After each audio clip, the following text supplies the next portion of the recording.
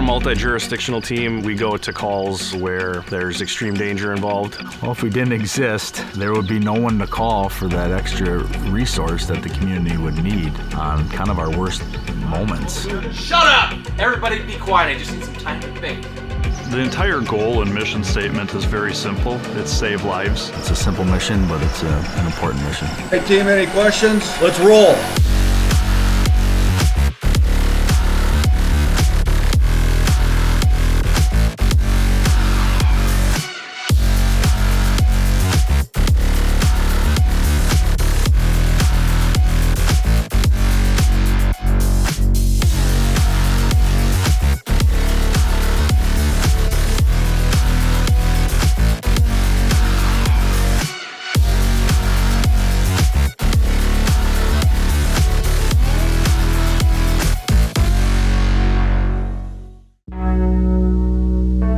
The SWAT team is a multi-jurisdictional group of people. You'll have Everest Metro, Wausau Police Department, the Sheriff's Office, obviously, Wausau Fire Department. And that's good that we have people from all those different areas. So when we get a call in Everest, the people that we have on our team from Everest have good knowledge of either the houses, apartment complexes that we're going into, as well as those people.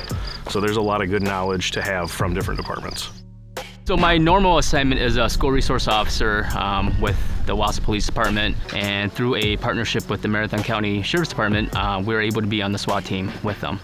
My goal for when I became a SWAT officer was to better myself, my skills, to be an asset to my community. I always want to surround myself with the guys that are the most driven and will drive me to be better. I've definitely found that group of guys with these. Wanting to be the best that I could for myself and for citizens and other people that I work with, I felt like driving towards a SWAT team member was the right thing to do for that.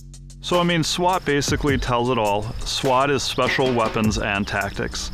So we're provided extra tools as well as the extra training to utilize those tools in our end goal of saving lives. Yeah, I think a lot of people, again, it's movie driven or what they see on TV or reading the papers. The officers on the street are obviously very well trained, but at some point you're gonna need assistance, or we're a resource for not only for the community, but for those officers. I don't think that it's hard for them to understand it. It's not something that they constantly think about, so they might not have the good information as to why we're necessary, and not prepared to think about you might have to go into a house where someone has somebody hostage and meet that with deadly force, or a barricaded subject that has killed some people, and try to slow that situation down when we realize that there are those everyday occurrences across our country that we have to be here for that purpose. Well, we did have a barricaded subject in the town of Franzen. As we're trying to negotiate for him to come out, proceeded to burn the building down as he ran a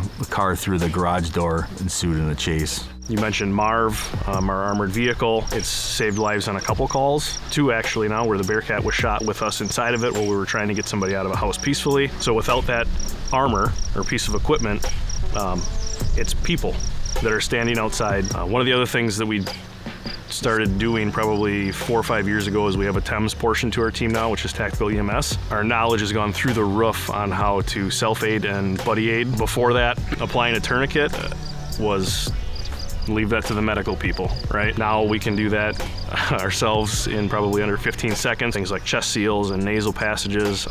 Never would have thought of that in the beginning.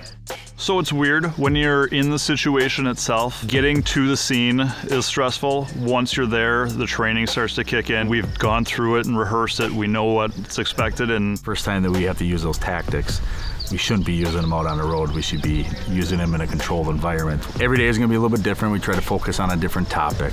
It can be a barricaded subject. It can be a hostage rescue. It can be a vehicle takedown. It can be woodland operations where we have a map and compass out and we're either trying to find a place or search and rescue. The types of training that I enjoy are the ones that involve a lot of communicating with team members, decision making. We're able to think more critically and be able to try to utilize those skills. And then afterwards, when you start to think about how it all went, you realize how stressful it really was. But looking back, I rarely felt that stress when we were dealing with the situations.